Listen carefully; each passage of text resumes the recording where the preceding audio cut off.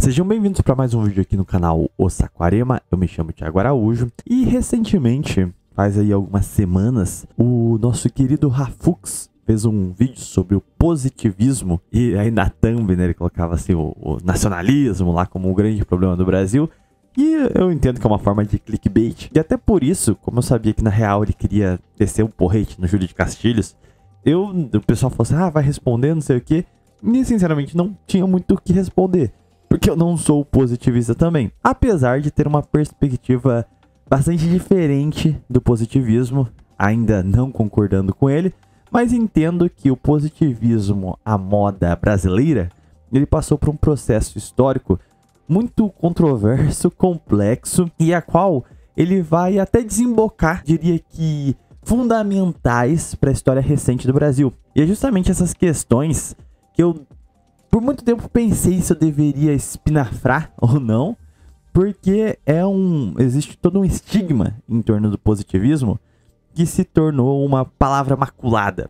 Então você esvazia o sentido do que verdadeiramente é positivismo brasileiro e cria um misto entre supostas consequências práticas desse positivismo, traz uma celeuma de certas características do Comte, que por si só já era uma figura bastante controversa, porque se você for picotar trechos do que ele já defendeu, você consegue colocar qualquer coisa na boca dele, porque ele tentou acenar para todos os lados políticos da França. Então existiu, como herdeiros do positivismo, positivismos de esquerda, positivismos de direita, positivismos jacobinos, positivismos tentando conciliar com a tradição francesa. O positivismo de Comte em si, que é extremamente controverso, deu para justificar diversas linhas de pensamento que partiam de ontologias diferentes. E ainda mais desse processo, vindo para o Brasil, se tem ali um engodo de interpretações, adaptações à realidade nacional, que levaram a caminhos muito diferentes. Então eu sempre deduzi que explicar isso para um público de QI 70 fosse um tanto complicado. Eu já ensaiei algumas questões a esse respeito, por exemplo, no vídeo sobre se o Sul é de esquerda, eu falo sobre a história do Rio Grande do Sul e como o nacionalismo fundido com o positivismo, que vai gerar um castilismo, aliado também com um pensamento de uma região que lutou o século XIX, início do século XX, em diversas revoluções, gerando uma mentalidade de quase que uma elite aristocrática guerreira de fato, junto com uma classe estancieira de terras, fundamentou duas correntes de positivismo, uma um tanto quanto aristocrática, feudal, e outra de caráter popular, de reformismo, progressismo social. E essas forças se desenvolveram no processo de fixação da República Brasileira.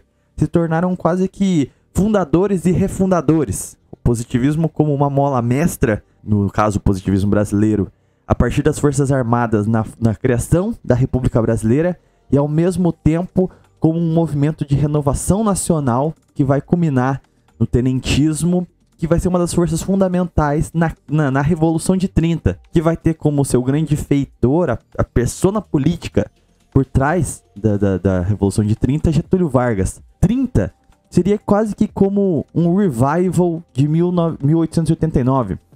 Então os positivistas, eles fundam a República, mas ela nasce torta e eles perdem o combate político para os liberais no processo de fixação da República, e 1930 teria uma espécie de resgate, só que ao mesmo tempo reinventando os alicerces dessa República. Então se constitui, a partir de 30, um caminho que leva ao antiliberalismo, uma maior nacionalização, um maior abrasileiramento, e eu diria até um refinamento desse positivismo brasileiro, a fim de se despositivizar e se abrasileirar. Então meio que quase que somem as características singularmente positivistas desse movimento, que já era bem pouco heterodoxo no que se diz respeito a uma cartilha positivista, porque você começa a analisar os preceitos do positivismo e vai ver que não existiu necessariamente um positivismo real no Brasil. O que fica muito claro, só pra gente fechar esse parênteses aqui que eu tô fazendo de abertura a respeito do positivismo no Brasil, é que tudo aquilo que as pessoas dizem que o positivismo inventou no Brasil, na realidade, já era uma percepção que existia internamente e o positivismo só, em teoria, formalizou isso numa ideologia. O que eu tô querendo dizer aqui? Se a gente pega o século XIX, era o período de fundação do Estado Nacional. Estado Nacional já é sinônimo de modernidade. Quando você funda um Estado Nacional, você está falando em centralização política, em instituições modernas, e vai romper com os seus paralelismos das suas eras anteriores, fragmentadas, de um Estado não nacional, não centralizado. E por essa razão, o século XIX, ele tem uma séria luta pela sobrevivência desse Estado moderno. A gente vê isso, por exemplo, na regência, com as tentativas de fragmentação do território nacional, e o Império consegue superar esse período de vida ou morte do Estado brasileiro, e ao mesmo tempo ele traz no seu bojo certas características ainda de uma sociedade anterior. Você vai ver quem que são esses homens de Estado que conseguem fazer essa modernização do país. Oriundos de elites antigas. Ou seja, existia, conforme o processo do Estado-nação se fixando, o surgimento de uma classe no meio que não conseguia se identificar com as pessoas que estavam no poder. Isto é, as elites tradicionais fundaram um novo Estado, um Estado moderno. E por sua vez, havia uma percepção que essas elites eram anacrônicas com esse Estado. Então tinha a emergência de uma classe que não existia, uma classe no meio. Já falei isso em live, mas eu não acho um pouco perigoso dizer que essa classe do meio seria uma classe média, porque era um período muito arcaico ainda do país. Não tinha uma revolução industrial que realmente permitisse essa classe do meio. Mas as forças armadas, na ausência de uma revolução industrial que formasse um escopo de uma burguesia nacional, industrial no caso, o escopo de uma classe média operária, na ausência dessas configurações que são mais tradicionais, por exemplo, em países que viram o surgimento de uma classe média com o processo industrial, no Brasil, a instituição que serviu para servir de alicerce para alguém desfavorecido alcançar algo no meio entre a elite e o povão foi o exército. Na realidade, as forças armadas como um todo, mas em especial no exército. E particularmente no segundo reinado, o exército teve bastante liberdade doutrinária. O Império não teve uma doutrina de exército, de tornar o exército totalmente fiel ao imperador. E esse foi o grande erro. E essas figuras do meio estavam no exército e viam certos problemas. Por exemplo, os traços institucionais das pessoas que ocupavam as funções públicas e da representatividade ainda minada por aquele contexto patriarcal, colonialista, regionalista, ligado às elites históricas do Brasil. Enquanto essas elites do meio não tinham acesso ao poder. Isso que eu tô querendo dizer aqui é, quando o positivismo vem, e vem com a retórica de que é necessário para o Estado moderno ter a técnica e o que a gente chamaria aí de tecnocracia, não é que o positivismo ele inaugura isso e faz tum, agora vai surgir os tecnocratas do Brasil. Não, já era um espírito que existia por conta do contexto político. O positivismo foi o que colocou nas letras esse sentimento que já pré-existia devido ao contexto da época. Sendo assim, o positivismo ele serviu de muleta intelectual para uma classe do meio nascente, que já queria contestar o poder e iria fazer isso. Só encontrou a sua justificativa na técnica do positivismo. Lógico, aqui eu tive que fazer algumas simplificações porque o processo de abrasileiramento do positivismo no Brasil é muito mais profundo. A começar pelo fato de que ele se tem as suas origens no militarismo.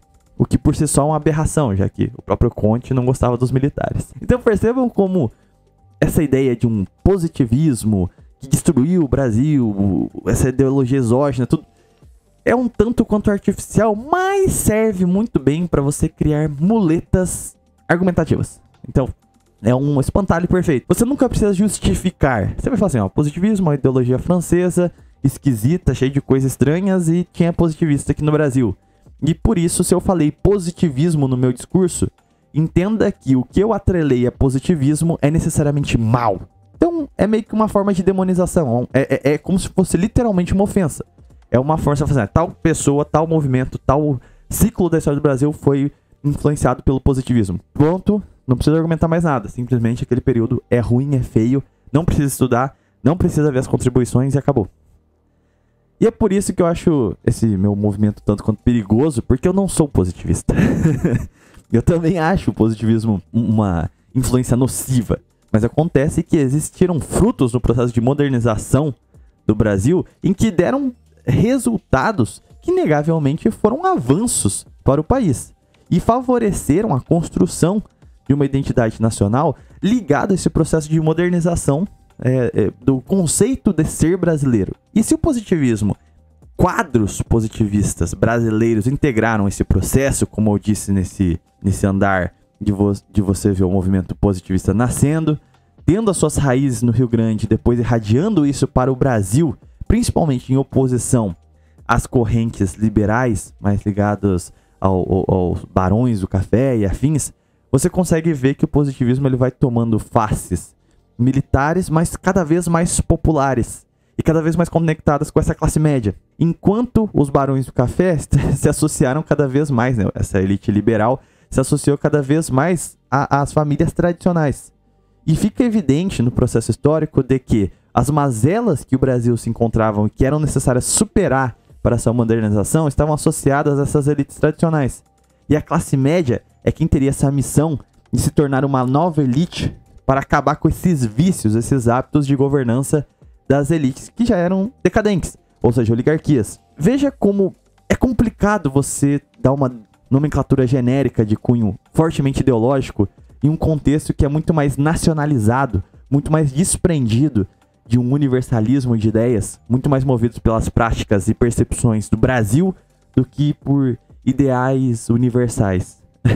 Foi uma introdução bastante gigantesca e eu sei que por ela vão me trucidar, porque vão simplesmente ignorar esse fator histórico, local, para ficar evocando questões ideológicas, a qual eu não acredito que foram preponderantes para o processo histórico brasileiro. Mas, indo ao que verdadeiramente interessa, e essa é a razão do porque eu não queria responder o Rafux nesse vídeo, mas o Impera, ele fez um react do vídeo do Rafux, e ali no react do Impera tem questões muitíssimas interessantes, porque ele faz alguns apontamentos, a qual eu concordo discordando.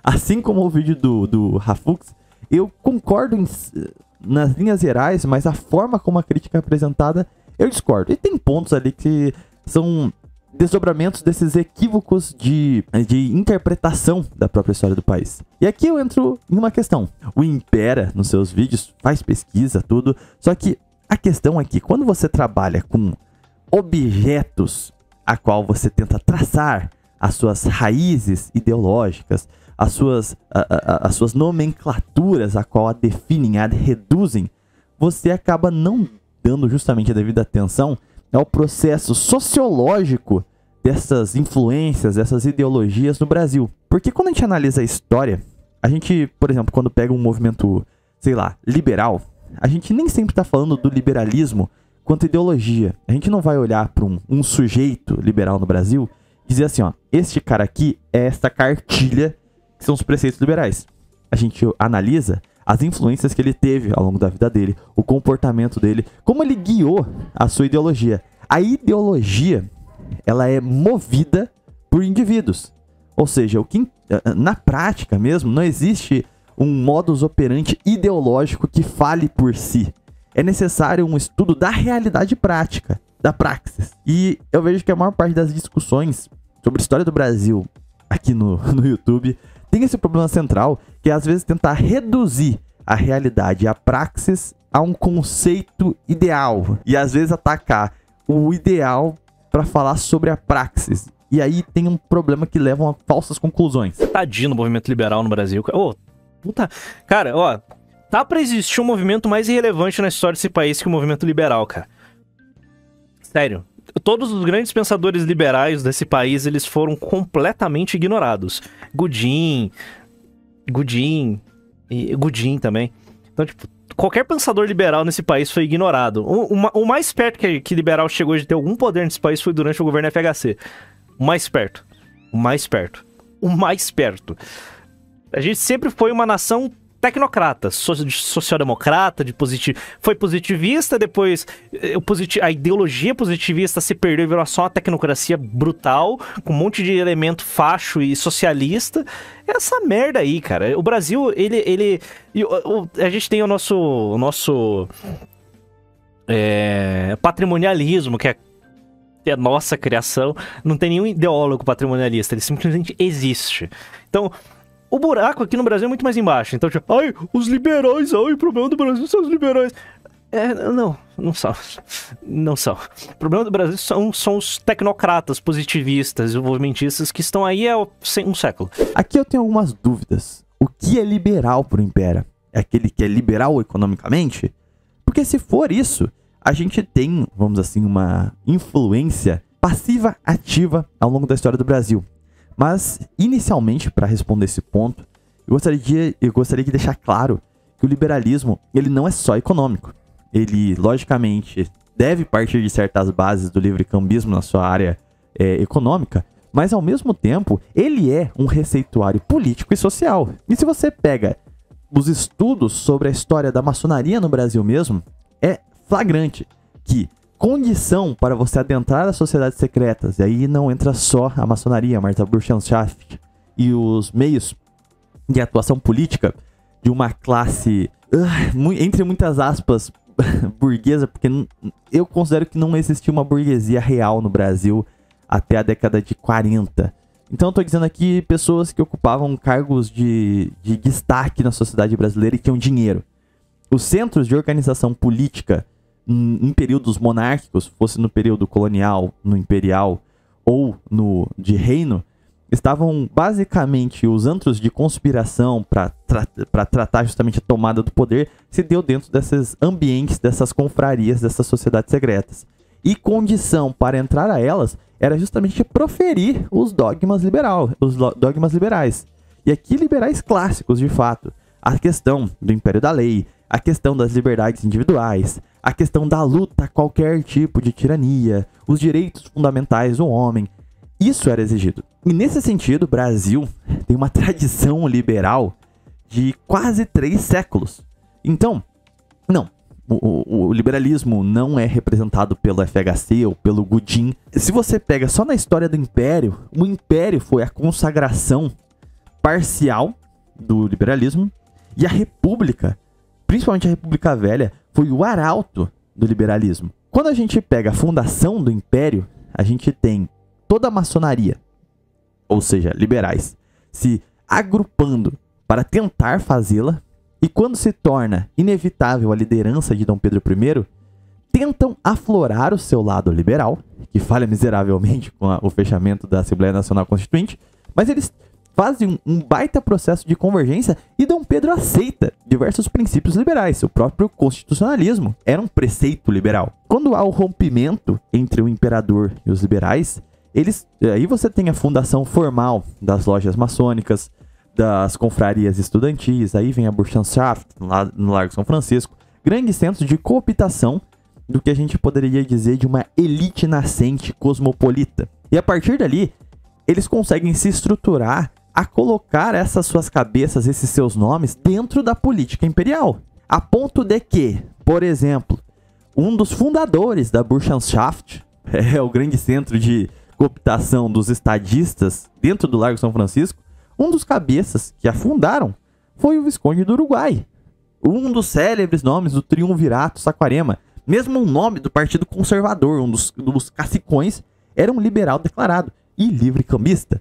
Se você vai pegar então pro outro lado, pro Partido Liberal, Rafael Tobias Aguiar, Nicolau Vergueiro, cara, todos os nomes ali eram liberais também. E quase todos livre-cambistas. O que a gente consegue ver é que era um outro nível de liberalismo, né? Ainda existia alguma característica minimamente defensável, no sentido de que eles temiam a influência de potências estrangeiras na região. O próprio Visconde do Uruguai foi um árduo combatente do imperialismo inglês e francês na Bacia Platina. Eram gente de renome, de garbo de fato, eram liberais respeitáveis. E olha que sou eu dizendo isso. Só que assim, a tradição liberal não só existiu no Império, como ela foi majoritária e foi se tornando cada vez mais dominante, a ponto depois do Partido Liberal ter o PRP, a fundação do Partido Republicano, e o PRP vai ser a mola mestra na República Velha. E quando vai começar a surgir uma certa oposição partidária ao PRP, que era um partido abertamente liberal, você vai ter o Partido Democrata Paulista, Democrático Paulista. E ele vai ser uma juventude também liberal que acha que o PRP não é liberal o suficiente, que ele se acomodou no poder. Então eu tava falando aqui de basicamente um século, de 1830 a 1930, de domínio quase que hegemônico de liberalismo. Nesse meio campo aqui, você vai ter alguns florianistas lá no começo da República, e no período imperial você vai ter alguns intercursos do Visconde de Itaboraí, que era mais desenvolvimentista, que tinha uma visão de Estado-nação, que por si só não necessariamente impedia ele de ser liberal. Não existe essa de que só houve uma tentativa de liberalismo com o Godin e com alguns nomes no governo da FHC. Não, cara. A começar de que o Eugênio Godin, eu acho ele bastante interessante. Principalmente o momento em que ele se torna ministro da Fazenda. E isso já fala muito sobre o liberalismo no século XX. Porque o que a gente vai ter é a tentativa dessas elites que foram alijadas do poder em 1930, e com muitas aspas, alijada do poder, né? Porque tem aquela célebre frase do governador de São Paulo, quando ele consegue uma lista dos filiados à Burschenschaft, e ele entrega ao Getúlio Vargas. E o Getúlio Vargas supostamente diz que sem essa gente não se governa o Brasil. Isso quer dizer que a todo momento, mesmo quando forças reacionárias, não liberais tomam o poder, ele ainda tem que dialogar e manter esses quadros na governança pública, porque eles são quadros técnicos necessários à governança do país. Em teoria, sequer o liberalismo foi extinto da vida pública. O único momento que eu acho que foi possível, em alguma medida, fazer isso com mais força foi no Estado Novo. Mas e olhe lá ainda, que vários nomes liberais ainda conseguiam estar nas instâncias de poder. O que fica evidente é que, graças ao processo de cada vez mais participação, e eu não estou dizendo participação popular no sentido de eu quero votar, estou falando de participação das massas em chancelar o poder a determinadas correntes políticas, e isso pode ser feito de diversas formas possíveis. Por exemplo, o movimento queremista não foi um movimento para ir votar. Foi simplesmente, nós queremos o César Getúlio Vargas que continue no poder. Entendeu? Então, conforme o apoio popular das massas se tornou uma forma de poder político, essas correntes mais oligarquizadas, oriundas dessas elites velhas do país, que eram presentes e fundaram os partidos liberais do Brasil, eles vão perdendo cada vez mais a possibilidade de dominar diretamente o poder. E isso fica muito evidente porque depois da Revolução de 30, os liberais, eles não... Deixa meu gato derrubou um negócio aqui. Os liberais, eles não conseguem voltar ao poder da forma como eles queriam. E eles tentam isso diversas vezes. A gente pode pegar mesmo a forma como foi o lobby pesado para a redemocratização em 45, que a gente já tinha. A gente viu a entrada de mídias com aporte financeiro dos Estados Unidos, a gente viu partidos com doutrinas liberais americanistas. Eles se tornaram mais uma corrente que influía sobre o poder. O problema é que, principalmente após a Segunda Guerra Mundial, a pressão para a adoção de políticas, como eu posso dizer assim, alinhadas com o mundo ocidental, que os liberais diziam que era liberal, então não vou dizer aqui que é, porque eu sei que os liberais mais puro sangue falam, não, os Estados Unidos nunca foi liberal, ou sei lá, depois da Segunda Guerra Mundial já era keynesianismo, não sei o que.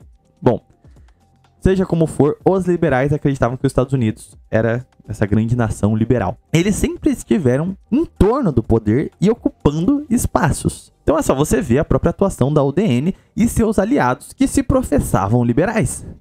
Só é bastante sintomático que o Eugênio Godin consiga chegar ao Ministério da Fazenda com a sua agenda liberal logo após um literal golpe de Estado que aconteceu, que levou ao churrascamento do principal líder nacionalista do Brasil, que lutava contra o capital externo a se introduzir no país. Sobre esse respeito, o Kim Paim, ele tem um excelente vídeo, um dos dossiês dele, a qual ele mostra como era pesado o lobby, que inclusive financiava grande parte das cabeças ligadas à Burschenschaft aqui no Brasil, para fazer oposição com a mídia brasileira e os movimentos políticos à campanha do Petróleo é Nosso, a qualquer projeto desenvolvimentista que o Vargas II tentou emplacar. E depois fizeram consecutivos lobbies até a era FHC, até conseguir abocanhar a Vale do Rio Doce. O que a gente consegue ver é que o liberalismo, por trás de toda a sua retórica de temos que diminuir o Estado assim, parará, ele se aliou principalmente no século XX às potências estrangeiras. E o liberalismo é a forma de dominação de imperialismo estrangeiro, porque é a forma cristalizada numa doutrina de enfraquecimento de um Estado nacional. Não que preceitos do liberalismo sejam necessariamente ruins. Por exemplo, livre mercado internamente é excelente, sem competição. Não tem mercado funcional bom que recorra a novas tecnologias, menores preços. Isso é bom, mas não uma concorrência desleal e abrindo para todo mundo. Essa lógica livre-cambista é uma forma de dominação justamente para favorecer os países que já são mais desenvolvidos a quebrar qualquer forma de desenvolvimento nacional. E eu acho que até um liberal pode entender isso e defender esse princípio. Então, o que se observa é que tanto o contexto em que o Godinho é levado ao Ministério da Fazenda já é por si suspeito, como a questão do governo FHC chega a ser caricato de tão entreguista que ele foi. Entreguista que não evocando um sentido, você tem que ser um radical, antiliberal para entender isso. Não, cara, é só você ver como foram feitas as privatizações e os alicerces do Plano Real, que tinham fins literalmente de entregar a economia brasileira no processo de globalização, inserir o Brasil na divisão internacional do trabalho e na sua posição quanto um país agroexportador, porque essa é a vocação do Brasil.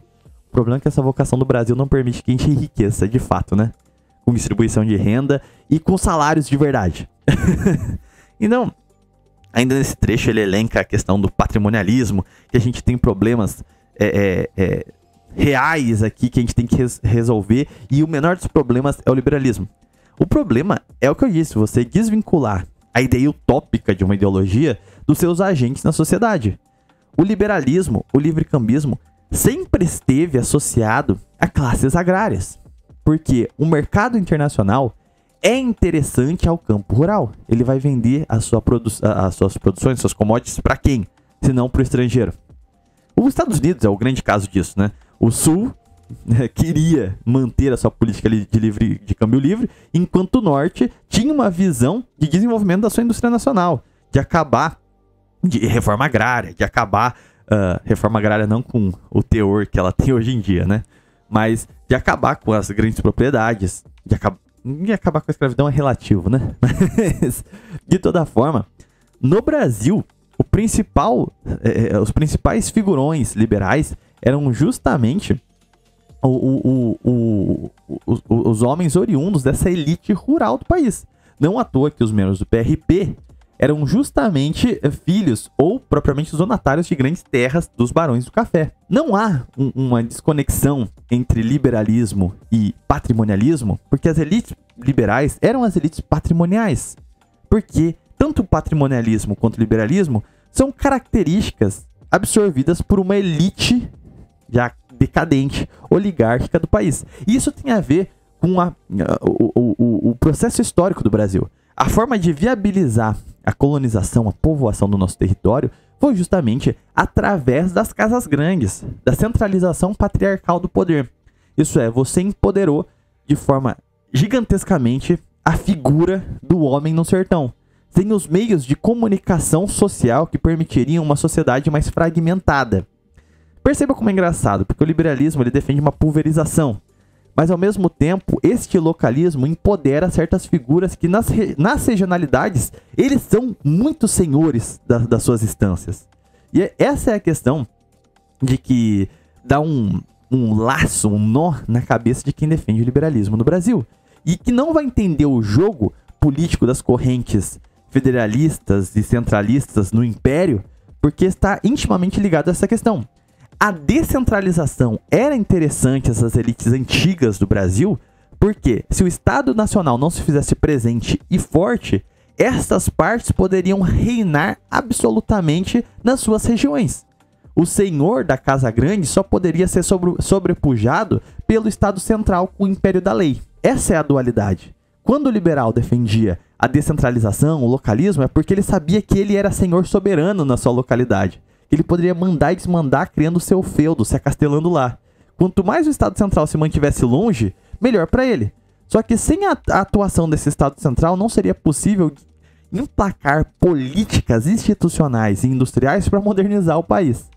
Ou seja, a descentralização era sinônimo de atraso, de rejeição da modernidade no que há de sentido positivo. Se não há uma visão desse contexto histórico do século XIX, de processo de construção do Estado moderno no Brasil, você não consegue entender o que está nas entrelinhas do discurso liberal no Brasil. E aí você fica assim falando, ou você é liberal ou você é patrimonialista. O problema do Brasil é a tecnocracia para lá. O patrimonialismo é uma característica intrínseca das elites que se tornaram liberais, que eram dessas elites históricas.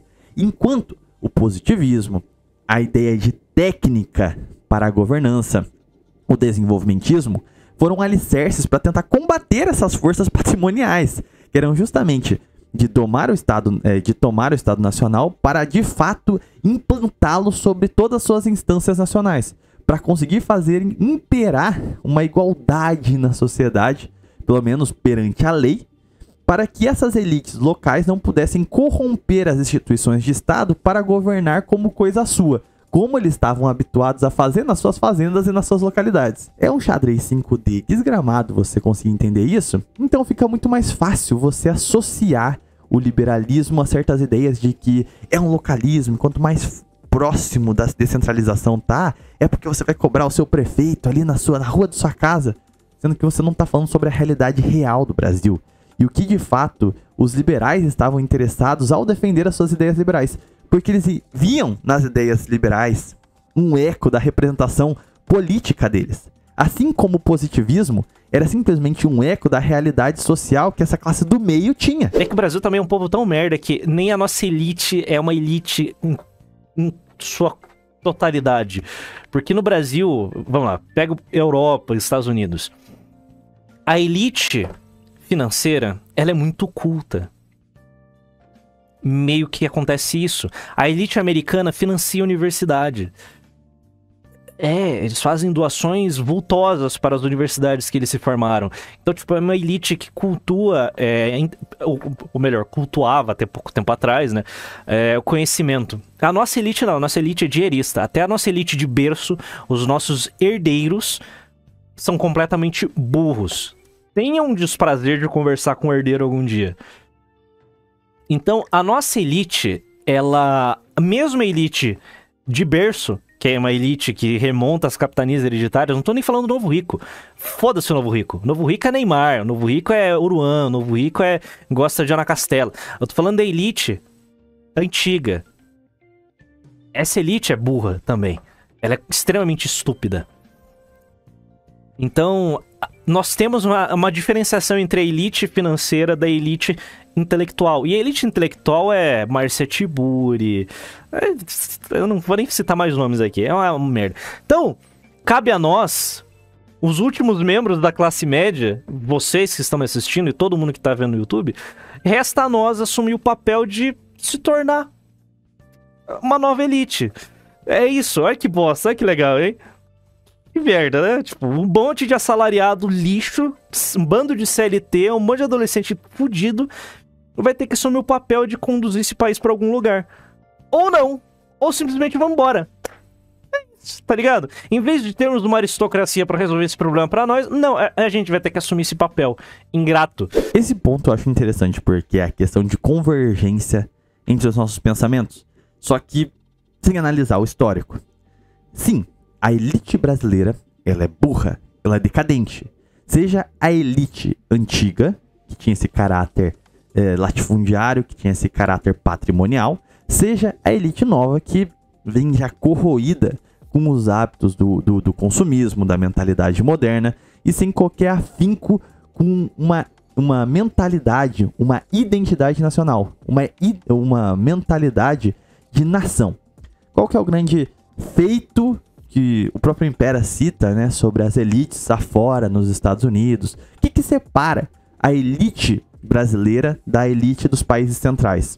É porque, aqui eu vou colocar um termo que eu sei que até o Rafux falou para eu parar de utilizar, mas historiograficamente é o que utilizam para a gente poder simplificar a explicação.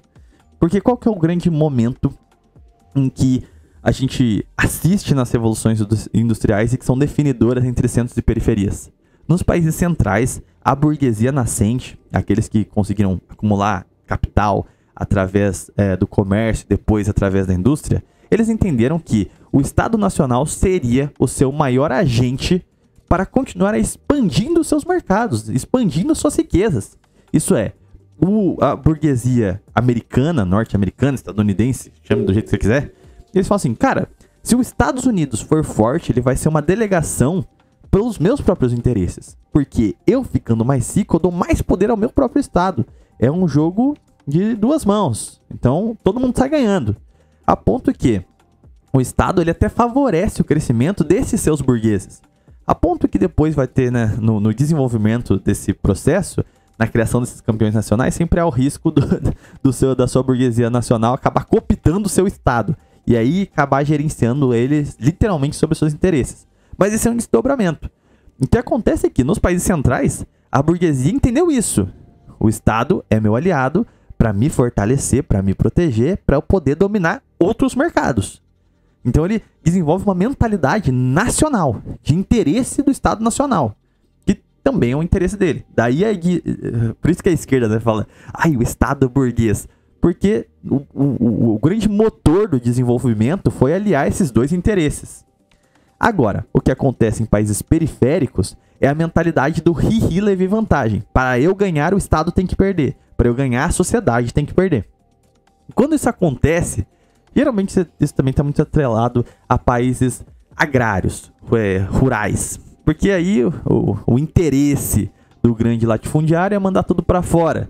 Enquanto as elites ilustradas nacionais não conseguem chegar num consenso, porque a proteção e o desenvolvimento de um mercado nacional é fundamental para você conseguir criar esses burgueses nacionais, essa burguesia industrial, essa burguesia comercial. Só que para essas elites rurais vale mais a pena ser uma elite porteira. Ele é o agente que traz as indústrias e os comerciantes dos países imperiais em troca de fazer as suas largas vendas de commodities. E aí que está o grande problema do Brasil. Essa elite ela é burra porque ela nunca precisou pensar. Ela sempre esperou que as elites centrais dos países imperiais pensassem e fizessem por ela. Basta abrir o comércio, irmão.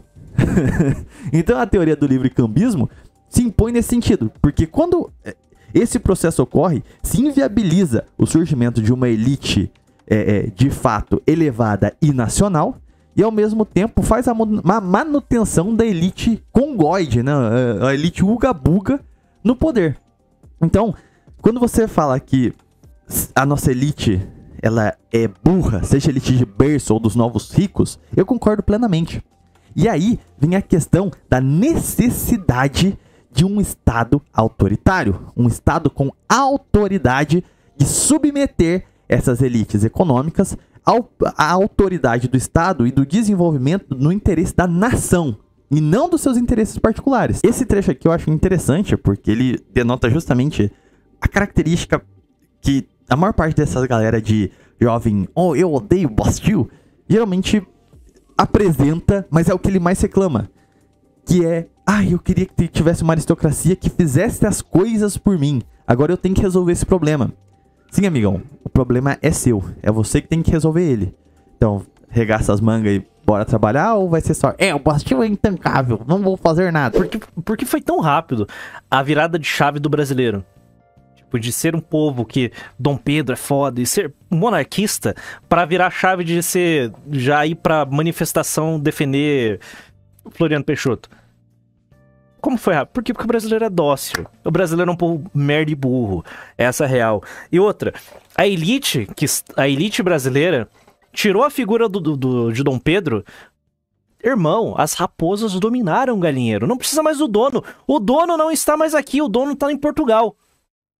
Agora as raposas controlam o galinheiro. Eles não precisam mais de Dom Pedro. Então, simplesmente, tipo, foda-se qualquer possibilidade de restaurar a monarquia. O dono saiu. Então... eles... tá ligado? O povo é medíocre, porque não se revoltou. E a elite simplesmente falou, ah, beleza, agora a gente manda? É isso aí.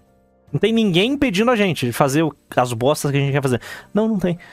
Ah, então é isso aí mesmo, só republicano. Aqui volta a discussão histórica. O brasileiro aceitou essas mudanças que parecem inaceitáveis porque as coisas, as bases de como o poder estava constituído, já tinham uma dissonância com a sociedade.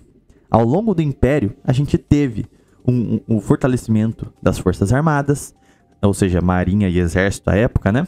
A gente teve um desenvolvimento econômico, grandes centros urbanos. A gente teve, vamos assim, suspiros de industrialização que mudaram a paisagem do Brasil. As condições socioeconômicas mudaram. A própria escravidão acabou. Então, a partir do momento que mudanças tão drásticas acontecem, aquelas instituições, da forma como funcionavam e quem as ocupava, que era oriundas ali daquele contexto específico do país em transição na década de 20 e 30 do século XIX, se tornaram anacrônicas. E o problema é que as mentalidades reformistas desse regime estavam naquele momento nas mãos dos liberais. O próprio Visconde de Ouro Preto foi o último ministro do Império, né?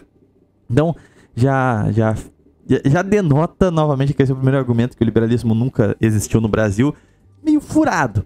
Então, em vez de olhar para o passado e entender o que não devia ser feito e buscar outros meios de modernizar o Brasil, literalmente os liberais queriam recorrer às mesmas pautas bombas da década de 30.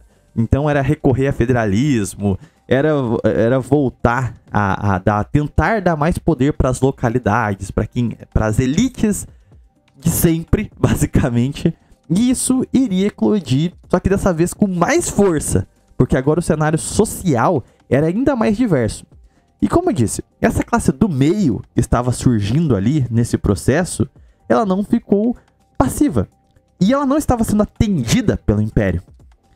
Quando o Floriano Peixoto, ele expande a base do exército, e existem coisas tosquíssimas, que nem o calote depois que as pessoal que se filiou lá, se juntou para lutar em Canudos vai tomar, na promessa de terras, tudo lá, aconteceu, fato. Mas o fato é que, quando o Floriano Peixoto, ele tomou para si aquela ideia de... Depois o Olavo Bilac vai levar muito esse discurso, né? Da importância do exército na formação da cidadania. Mas ele expande as bases do exército, até para conseguir fazer frente à Revolução Federalista e à Revolta da Armada. E traz toda uma juventude que estava à margem de qualquer posição de prestígio da sociedade, o que denota ali é um processo de democracia social, não no sentido da democracia liberal de votar, mas no sentido do povo realmente integrar a sociedade, ter uma ferramenta, uma engrenagem que pegasse o sujeito que estava isolado da sociedade como um todo, da inserção no trabalho, na questão mais simples de ter uma profissão, ser alguém, e foi inserido. Foi inserido lá em condições que a gente pode dizer que se era boa, se era ruim, mas ele encontrou no exército uma forma de se sentir integrante, se sentir cidadão. Isso explica o porquê que o florianismo surgiu, porquê que o Floriano Peixoto foi quase que o nosso proto-populista. Porque ele olhou para uma classe nascente que ninguém estava dando uma foda. Essa é a realidade. E essa é a virada de chave. Porque o poder, assim como o povo estava... tanto faz pro poder, o poder também tava olhando pra essas classes nascentes e falando, não sei o que eu vou fazer com você. E os meus ministros, que nem no caso do Império, eram liberais, ocupados demais falando sobre o conto das carochinhas do Visconde e o Marquês de não sei o que estudou na faculdade de Direito do Largo São Francisco e tem esses pensamentos modernos, porque devemos ver os exemplos dos Estados Unidos, da França e... Tá entendendo? Era uma elite que Se no discurso, né, no seu liberalismo, olhava para todos, era universal, na sua prática era completamente afastada do povo. E não, estranhamente, o povo, o único elo de ligação com o povo que se tinha nesse momento final do Império era a Princesa Isabel. A única que realmente olhou e falou assim, beleza, a escravidão é uma causa real. A gente precisa pensar como capacitar essa mão de obra, como que a gente vai fazer a modernização do país. E talvez o maior crime contra a história do Brasil tenha sido justamente a Princesa Isabel não ter tido o seu terceiro reinado.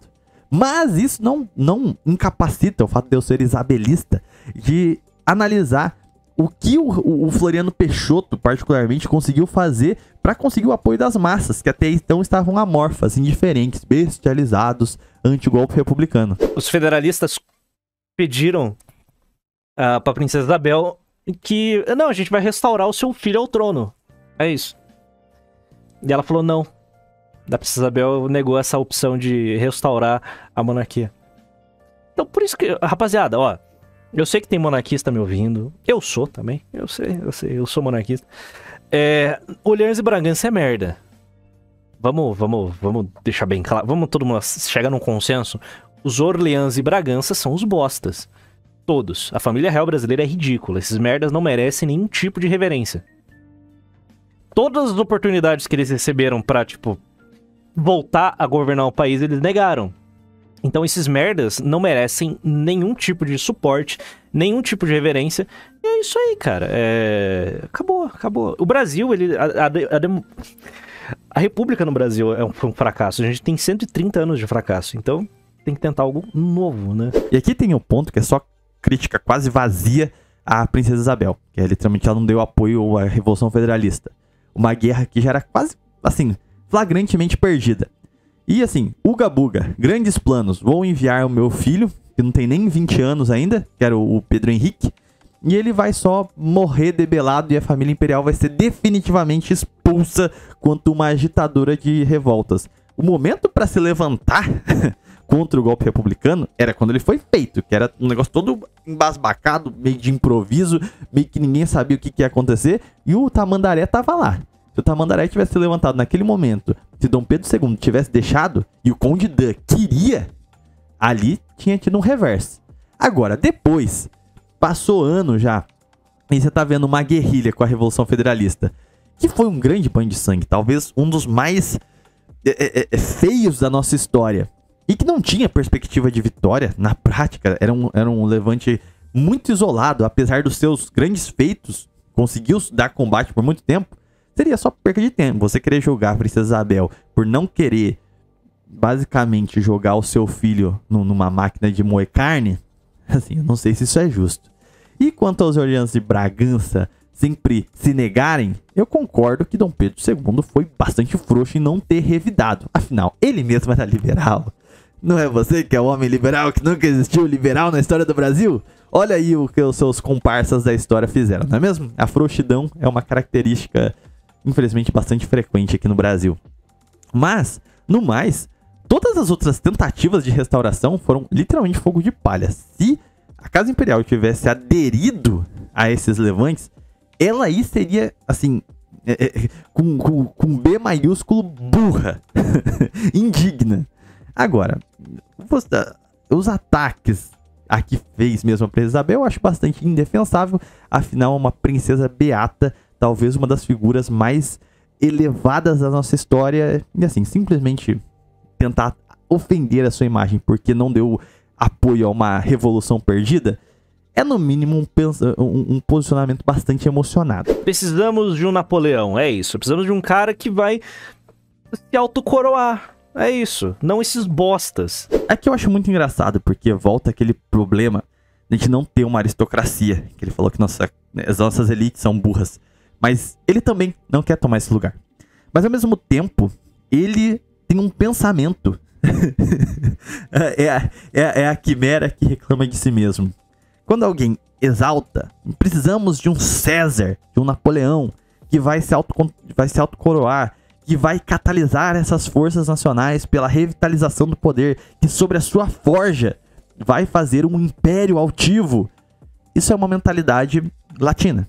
Isso aí é o que é a história da América Latina, como o senhor Impera mesmo reclama. Só que aí que tá. Mesmo havendo essa contradição por ele considerar os latinos um povo baixo, burro e caudilhesco, eu acho isso essencialmente bom. Porque aí a gente tem o outro ponto que eu já quero colocar aqui pra gente já elencar uma solução definitiva para o problema que o senhor Impera aponta. Falar, esses dias eu tive uma epifania, velho. Eu tava andando de moto, aí entrou uma BMW na minha frente. Essas SUV da BMW. Eu não sei, deve ser uns 300 pau o carro. Sabe o que o cara tava ouvindo? Numa BMW, punk. Ou seja, é um cara de classe média alta. Pra comprar um carro de 300 pau, ele tem que ser pelo menos ganhar bem. Mas vamos lá, vamos, classe média alta. Numa SUV ouvindo funk. A nossa classe média. Porque, vamos lá. Quem financia a cultura de verdade é a classe média. O papel de financiar a cultura é a classe média. É a gente que vai em show, é a gente que compra livro, é a gente que vai que deveria ir no cinema, financiar a cultura em geral. Tá ligado? Não, a nossa classe média, ela consome a mesma cultura que pobre. Em todas as letras. A classe média brasileira consome a mesma coisa que o favelado QI 70 é muito alto, né? O QI 53 tá ouvindo no cu do caralho. O mano da classe média que tá ganhando 30 pau por mês escuta a mesma coisa, frequenta os mesmos lugares. E quando o cara de classe média, ele é um pouquinho mais inteligente, ele vai no bar de rock que toca só cover. Porque ele não quer financiar a cultura. Quando eu falo financiar a cultura, é literalmente isso. Você vai e consome artistas que você gosta. Tá ligado? Você assiste filmes que você gosta. Aí o que acontece, a gente tem só o que resta pra esse artista ou não faz nada ou vira amigo do rei, vulgo Estado. Então é só propaganda que a gente tá consumindo. Então, aí quando chega na parte da elite é a mesma coisa. Você tem noção que a nossa elite, ela consome o mesmo conteúdo o mesmo lixo de conteúdo. A gente não tem uma elite que ouve ópera. Não. A nossa elite... a elite não tem número pra financiar a cultura. Esse é o ponto. A elite não tem tamanho pra financiar a cultura. Pouquíssimas pessoas aceitam o papel de ser mecenas. Então, tipo, quem financia a cultura mesmo é a classe média. Ponto. Principalmente a cultura de hoje em dia. Então, tipo, não, a elite tá ouvindo Ana Castela. Então, carro de 1 milhão, aquela Mercedes-Wagon, ela tá ouvindo trap. Então, tipo, é isso, cara. É isso aí, pô. A gente tá fudido, irmão. A gente tá fudido. Elite do tchutchá, cara. Acabou. It's over. It's over. It's over. Quando a gente pega esse fator que ele aponta da classe média, ela em si também ser pulverizada, grande parte da classe média já ser completamente luval, que ela também é casta baixa, que a classe média, que deveria resguardar uma alta cultura, escuta as mesmas coisas, consome a mesma cultura da casta baixa, isso é um problema muito sério.